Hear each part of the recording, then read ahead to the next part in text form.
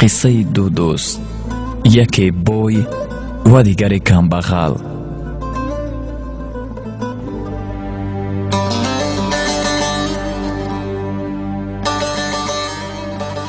در یک زمان دو دوست بودند، یکی دارا و دیگری کمبغل. هر دو دانشجو بودند، دوستانی حقیقی بودند. پسر بچه بوی حتی آب رو به کمبغل پسر نمی نوشید. روزی به پسر کمبغل می گوید: دوستم، من هیچ چیز رو از تو بالا ندانستم، اما من یک دوست داشته دارم که هنوز او رو به تو نشان ندادم. اگر خواهی بیا رویم شناست کنم. آنها با هم دیگر رفته دختر رو می بینند. جوان پسر کمبغل دختر را دیدن زمان با او عاشق می شود و پنهانی از دوستش با او می خورد. دختر هم این پسر کمبغل رو برابر دیدنش عاشق شده بوده است. دیگر نمی تواند به دوستش شخیل فهماند که به دوست داشته او عاشق شده است. سخن در دلش ماند و به بیماری گرفتار می شود. پسر بچه بوی تمام طبیبان را می آرد، اما دوای درد پسر را یافته نمی تواند. روز می شنود در دولت دیگر دانشمندی با تجربه هست، رفته آن را می آرد. آن دانشمند می گوید سیر در دل دارد و او را آن سیر می کشد. پسر می گوید چی باید کرد؟ دانشمند می گوید با او شراب داده سیر را فهمیدن ممکن است. پسر دوست خود را با شراب مست می کند و می پرسد: دوستم، با تو چی شده است؟ کمبغل پسر سیری در دلش نهان بوده را نقل می کند. بعداً پسری بوی چنین می گوید: من هیچ چیز را از تو بالا ندانستم و این رو هم از تو دریغ نمی دارم. پسری بوی با اهل و عائله‌شان مصلحت کرده توی رو برپا می کنند.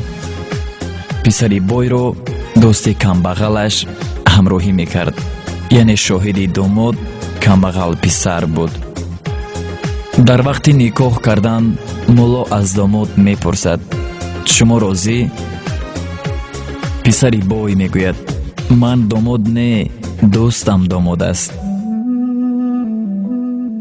در این حالت همه حیران می مانند. خلاص دختر رو به پسر کمبغل می دهند. پدر پسری بوی می گوید: تو مرا در پیش همه شرمنده و شرمسار کردی، از بحرت گذشتم. به پسر کمبغل باشد یک کارخانه کلان در دیگر دولت کشاده می دهد و می گوید: رو تو رو هم دیگر نبینم. از میان چند سال می گذرد. پسری بوی کمبغل می شود و به جستجوی دوستش به راه می براید. باید بحر رو با کشتی گذرد، اما با این مبلغ نداشت. به راهبر کشتی سرگذشت خود را نقل می کند. کشتیبان باشد دلش سوخته او را به آن طرف بحر می گذراند.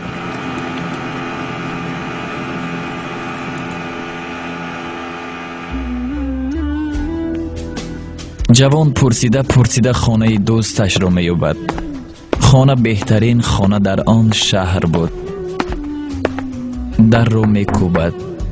دوستش در رو کشاده جوان رو با چنین حال می بیند و در رو برویش می پوشد.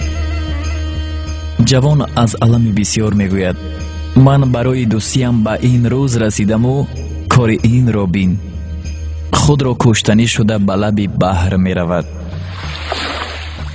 در این وقت کمپیر پیدا می شود و می پرسد: پسرم، در اینجا چیکار می کنی؟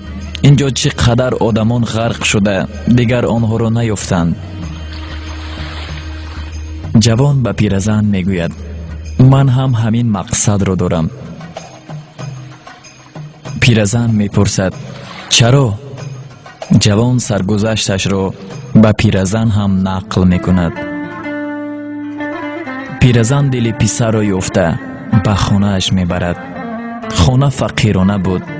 پیرزن میگوید به جای پسرم باشی، اینجا با من زندگی میکنی. جوان راضی میشود. چند وقت میگذرد و پیرزن او را به هیزمچینی به جنگل روانه میکند. در راه او با 3 اسب سواران وامی خورد. آنها به جوان میگویند برادر این اسب‌های ما را نگاه کن، حقت را میدهیم. جوان راضی میشود و آن اسب‌ها را از سحر تا بیگاه نگاه میکند، اما آنها بر نمیگردند. پیرزن انتظار شده به جستجوی جوان میبراید. آمده میبیند که او اسب‌ها را نگاه دارد. پسر با پیرزن واقعه را نقل میکند. آن روز هم میگذرد و از آنها خبری نیست. اسب‌ها را گرفته به خانه برمیگردند. میبینند که خرجین اسب‌ها پر از طلاست. جوان قلعه را آباد میکند که از خانه دوستش هم زیبا. پیرزن میگوید به همه چیز رسیدی، اکنون باید عائله برپا نمایی. جوان به گفته های پیرزن راضی می شود و می گوید لیکن من به تویم دوستم را دعوت می کنم. پیرزن هم راضی می شود. توی برپا می شود. همه را دعوت می کنند. دوستش هم آمده از بری بالا گذشته می شیند. داماد بلندگویک را می گیرد و سرگذشت تلخی خود را نقل می کند و می گوید همان دوستم در اینجا هست. دوستان دیگرش باشند در حیرت می افتند و می گویند کیست آن دوست شما؟ اگر جرأت داشته باشد خود آمده سخن گوید. دوستش از جای خسته به نزد بلندگویک آمده چنین می گوید من می دانستم شما چی حال دارید، برای همین سردار کشتی را فهمانیدم که به نزدت همین خیل جوان آمد گرفته بیار گفتم. وقتی که در را کشیدم تو را با آن سر و احوال کمبغلی دیدم، فکر روزهای گذشته را کردم. خود به خود گفتم اگر تو را درآرم زنم دلش سوخته به تو عاشق نشود. برای همین در را برایت پوشیدم. آن پیرزنی که در لب بحر تو را از مرگ نجات داد و به خانه‌اش آورد مادر من است. آن 3 اسبدارهایی که از پرو به تو مانده دیگر برنگشتند برادران من بودند. و آخرین این که دختری که امروز تو به زنی گرفته ایستاده‌ای خواهر من است. از شنیدن این سخنها همه افسوس خوردند و از این دوستشان بخشش پرسیده دوستی رو مثل پیشتره دوام دادند.